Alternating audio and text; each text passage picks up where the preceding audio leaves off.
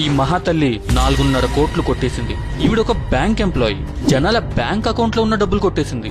ఈవిడ పేరు సాక్షి Gupta, ICICI bank లో రిలేషన్షిప్ మేనేజర్. నాకు తెలివి ఎక్కువ, నేను ఎవరికి దొరకను అని అనుకుందేమో. టోటల్ 110 అకౌంట్ లో ఉన్న ఎఫ్డి డబ్బులు అన్ని కలిపితే దాదాపు 4.5 కోట్లు అవుతుంది. అవి ఎఫ్డి మెచ్యూర్ అవ్వకముందే ఎఫ్డి లోంచి డబ్బులు తీసేసి తన అకౌంట్ లోకి ట్రాన్స్ఫర్ చేసేసుకుంది. అండ్ ఆ డబ్బులు షేర్ మార్కెట్ లో పెట్టుకుంది. బట్ షేర్ మార్కెట్ లో ఆవిడకి పెద్ద లాస్ వచ్చింది. దొంగ డబ్బు కదా.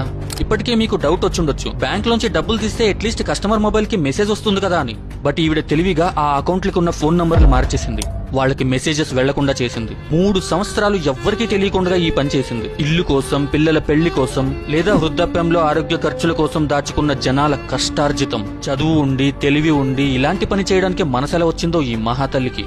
బట్ దేవుడున్నాడు. ఈ 2025లో బ్యాంక్ ఇంటర్నల్ ఆడిట్ చేసేటప్పుడు దొరికేసింది. అండ్ ఐసిఐసిఐ బ్యాంక్ వాళ్ళు చెప్పారు ఎఫెక్ట్ అయిన కస్టమర్లందరికీ డబ్బులు రీఫండ్ చేసేసామని.